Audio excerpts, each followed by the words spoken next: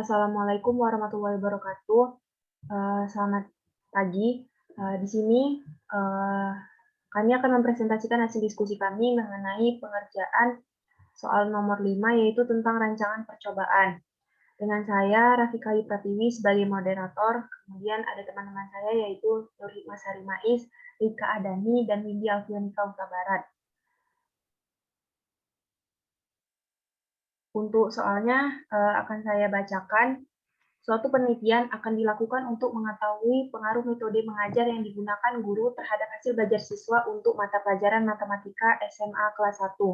Pada penelitian ini telah dipilih secara acak 4 metode yang dianggap sesuai dengan karakteristik mata pelajaran tersebut, yaitu metode contextual teaching learning, cooperative learning, tutor sebaya, dan local material learning.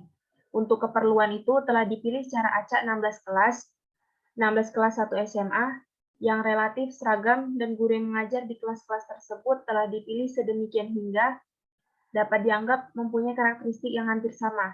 Setiap metode mengajar diterapkan pada 4 kelas. Data yang diperoleh berupa data tentang rata-rata nilai tes matematika siswa untuk masing-masing metode mengajar. Tentukan rancangan apa yang sesuai dengan penelitian yang dimaksud. Yang A, sebutkan apa yang menjadi pengamatan dan jumlah ulangannya. Yang B, tentukan model linear dan maknanya. Dan yang C, model tetap atau model acak. Sebutkan alasannya. Untuk materi selanjutnya akan dijelaskan oleh Hikmah. Kepada Hikmah, dipersilahkan. Oke, terima kasih kepada moderator. Jadi dari soal tersebut dilakukan dengan 4 perlakuan, yakni M1 sebagai contextual teaching learning, M2 sebagai cooperative learning, M3 sebagai tutor sebaya, M4 sebagai local material learning. Dengan ulangan di 4 unit kelas, artinya sebanyak unit percobaan atau satuan percobaan dalam soal ini adalah 4 ulangan, dikalikan 4 perlakuan atau metodenya, sehingga didapatkan 16 unit percobaan. Untuk permasalahan ini digunakan rancangan percobaan acak secara lengkap 1 faktor, karena yang diukur hanya 1 faktor, yakni nilai tes matematika.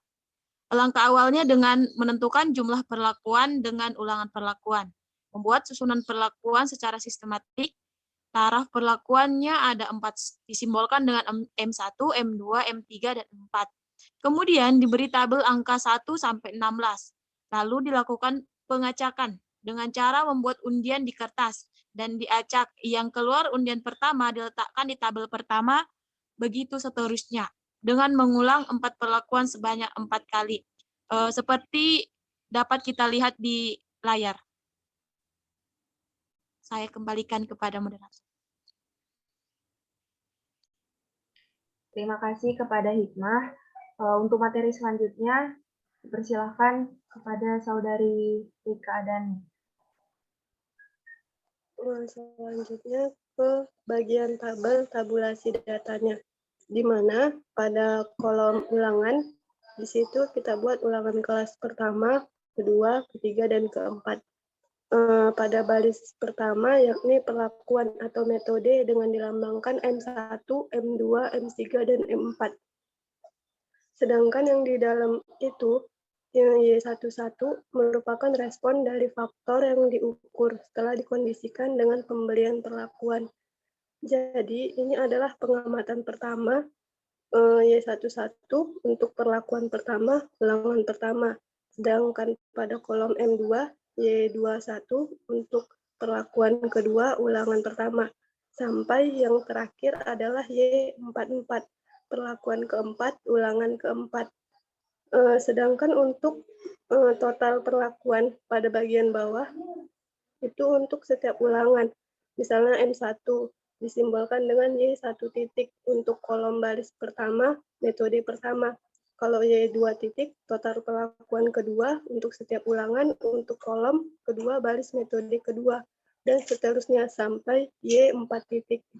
Sedangkan pada total keseluruhannya, itu disimbolkan dengan Y titik-titik. Selanjutnya dikembalikan ke moderator. Terima kasih Rika atas pemaparan materinya. Untuk materi selanjutnya akan dijelaskan oleh Saudari Windy Alfianika. matematika. Pada Saudari Windy dipersilakan. Terima kasih kepada moderator. Di sini saya akan melanjutkan, dimulai dari pertanyaan yang A, yaitu sebutkan apa yang menjadi pengamatan dan jumlah ulangannya. Nah, yang menjadi pengamatan ialah pengaruh metode pengajaran terhadap nilai tes matematika. Lalu jumlah ulangannya itu ada sebanyak 4 kali, dapat dilihat dari metode mengajar yang diterapkan pada 4 kelas. Nah, kemudian yang B, tentukan model linear dan maknanya. Dapat kita lihat, Y, IJ sama dengan mu ditambah tau I ditambah epsilon IJ, di mana I adalah 1, 2, 3, 4, dan J juga 1, 2, 3, 4. Nah, dengan Y, IJ merupakan pengamatan pengaruh metode mengajar dari kelas ke I yang memperoleh berbagai macam metode ke J. Kemudian mu merupakan rataan umum, tau I merupakan pengaruh perlakuan berbagai macam metode ke I, dan epsilon I, J, merupakan pengaruh acak dari perlakuan ke I dan kelas ke J. Sekian yang dapat saya sampaikan. Selanjutnya saya serahkan kepada moderator. Terima kasih kepada Saudari Windy. Untuk materi selanjutnya dilanjutkan oleh saya sendiri dengan pertanyaan model tetap atau model acak. Sebutkan alasannya.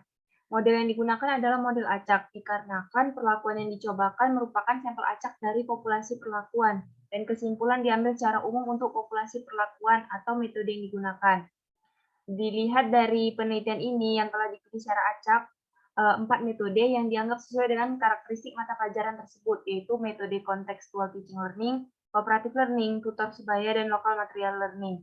Untuk keperluan itu telah dipilih secara acak 16 kelas atau 16 kelas khusus kelas 1 SMA yang relatif seragam, dan guru yang mengajar di kelas-kelas tersebut telah dipilih sedemikian hingga yang dianggap mempunyai karakteristik yang hampir sama.